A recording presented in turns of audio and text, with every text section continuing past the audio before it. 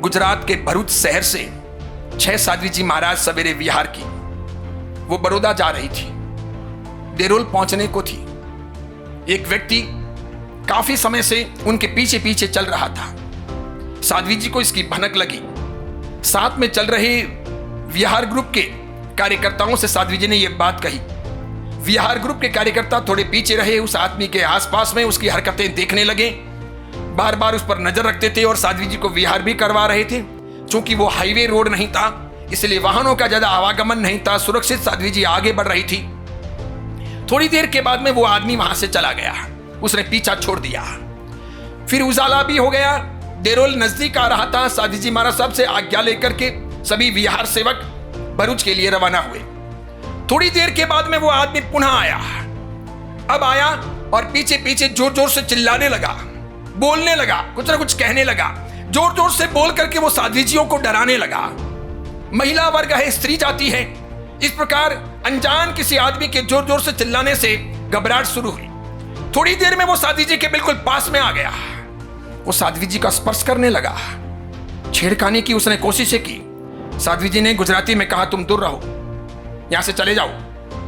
आपको एक बार कह दिया, 2 बार कह दिया, हमें छूने का आपको अधिकार नहीं है। तुम्हें पता नहीं कि हम जैन साध्वी जी हैं, हम किसी को छूते नहीं। तुम पास में क्यों आ रहे हो?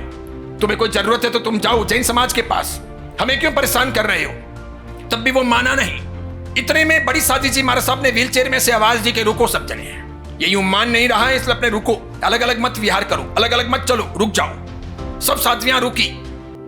उसने जोर से धक्का दिया बड़ी साध्वी जी महाराज साहब को। बड़ी साध्वी जी महाराज साहब गिर गई। उसके बाद में उसने बेल्ट निकाला।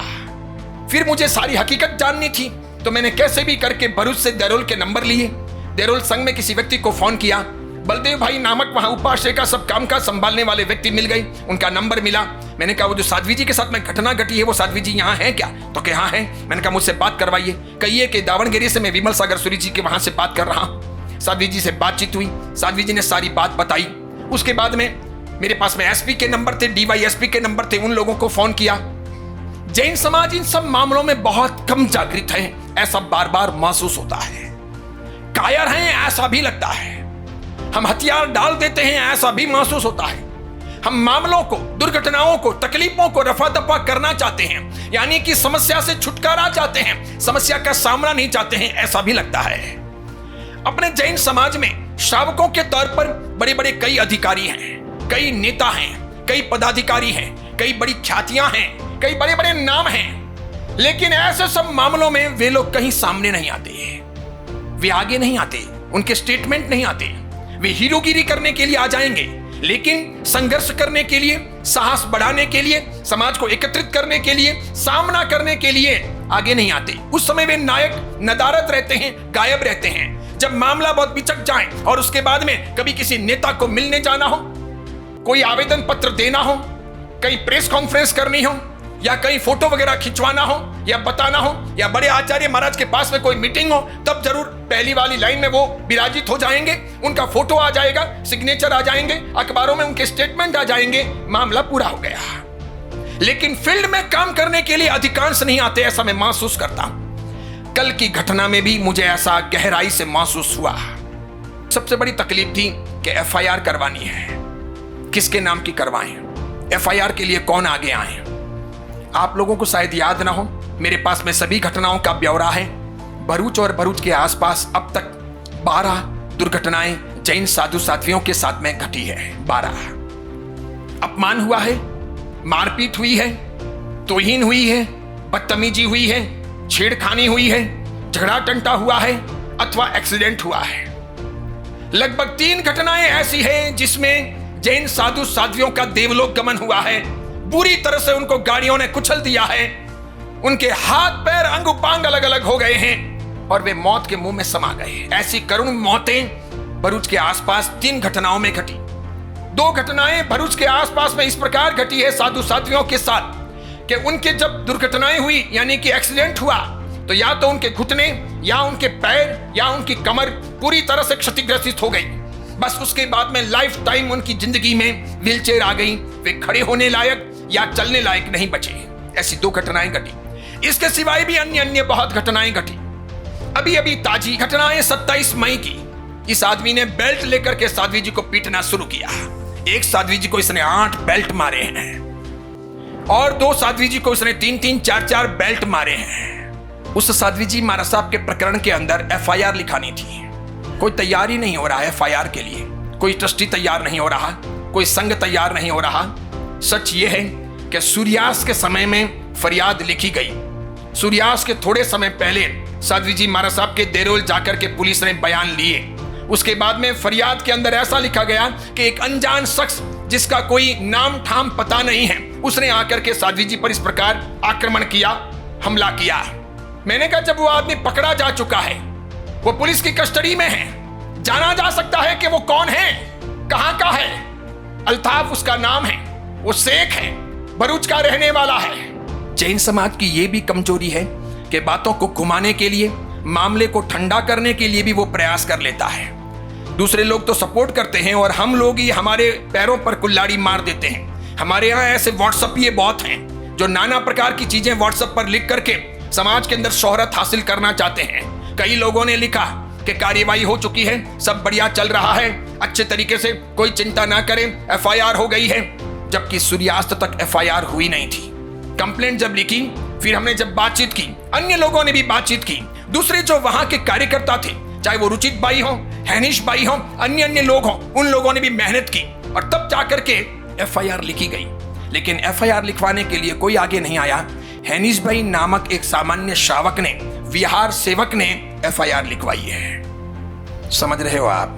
कोई संघ नहीं आया, कोई समाज नहीं आया। अपने यहाँ की एक तकलीफ अब ये भी हो गई है कि जिस किसी भी महाराज साहब के साथ में या जिस किसी भी संघ के साथ में या जिस किसी भी व्यक्ति के साथ में जो कोई दुर्घटना घटती है तो वो जाने, उसका समुदाय जाने, वो संघ जाने, उसका समाज जाने।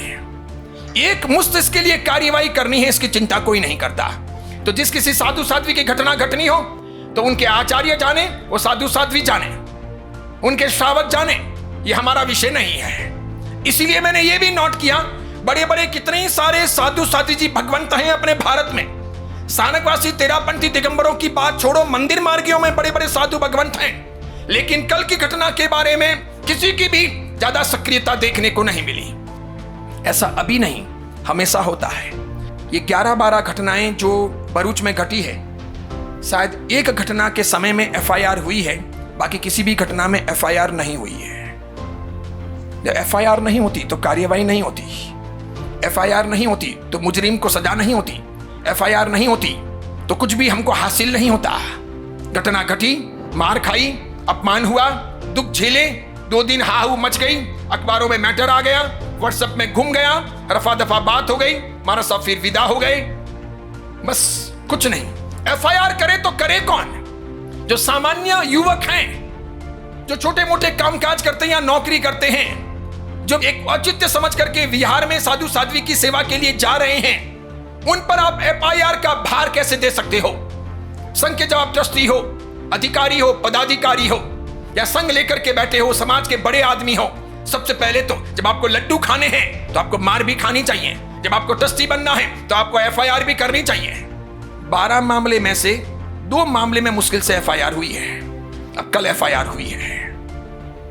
साध्वी जी महाराज साहब के वहां से बलदेव भाई ने, साध्वी जी महाराज साहब ने, इन विहार सेवकों ने सबने बताया कि वो आदमी उस देरोल चौकड़ी पर जब पकड़ा गया, उसमें भी आकस्मिक साध्वी जी महाराज साहब का बचाव हो गया है। जब वो धनाधन साध्वी जी महाराज साहब को बेल्ट से मार रहा था, वहां से सामने से 4 बाइक वाले गुजरे हैं, लेकिन कोई भी व्यक्ति साध्वी जी को बचाने या उसको छुड़वाने के लिए रुका नहीं। फिर एक व्यक्ति वो सब्जी लेने के लिए भरूच जा रहा था, उसने देखा, वो रुका, वो टेम्पो से नीचे उतरा, वो बीच में पड़ा, उसने साध्वी जी से उस आदमी को अलग किया। आनंद फानन में उस बदमाश ने इसको भी एक बेल्ट मारा, बेल्ट सीधे ही यहां लगा, चिमनी आंख के पास में, यहां के भाग को वो सूजन आ गया। फिर भी उसने कोशिश की, फिर वो चिल्लाया। इतने में 2-4 लोग इकट्ठे हुए। ज्यादा लोग इकट्ठे होते देख करके वो आदमी भाग गया। फिर इन सब ने मिलकर के उस आदमी का पीछा किया। तब तक जैन समाज वहां पहुंच नहीं पाया था। देरोल चौराहे पर आखिर वो आदमी मिल गया। पुलिस के हवाले करने की कोशिश की, पुलिस को बुलाया, तब तक पकड़ के रखना था। 8 जने उसे पकड़ रहे थे, तब भी वो पकड़ा नहीं जा रहा था। इतनी ताकत लगा रहा था, इतना उछल रहा था, इतना छुड़वा रहा था। साध्वी जी बोली, जब 8 लोगों से वो पकड़ा न जाए, हमसे क्या होने वाला था? हम तो महिलाएं हैं, कन्याएं हैं। हमने चूंकि डंडे से बचने की कोशिश की, उसको धक्के मारे, तब भी वो बेल्ट बसाए जा रहा था। सभी साध्वी जी को काफी लगी है, चोटें पहुंची है। आज से बड़ौदा तक साध्वी जी के साथ में पुलिस की व्यवस्था की गई है।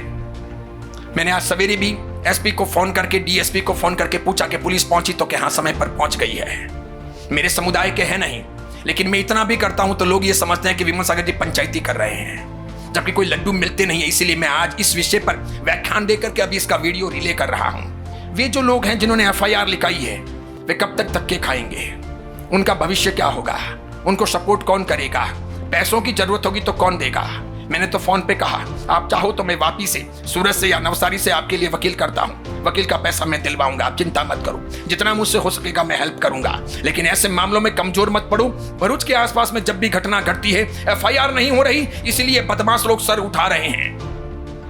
एक और दुखद बात, कुछ जैन समाज के लोगों ने लिखा है कि वो विक्षिप्त है, मानसिक तरीके से बीमार है, यानी पागल है, यानी रुग्ण है, मानसिक रोगी है। अच्छा, मानसिक रोगी है तो नर्मदा नदी पास में है, कूद करके उसने आत्महत्या क्यों नहीं की? मानसिक रोगी है तो कुएं में गिर करके वो मरा क्यों नहीं? अरे मानसिक रोगी है तो अपनी मां बहनों को वो छेड़ता क्यों नहीं?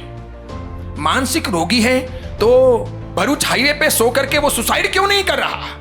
मानसिक रोगी है तो दूसरे किसी को उसने क्यों नहीं मारा? वो साथी जी के पीछे क्यों पड़ रहा?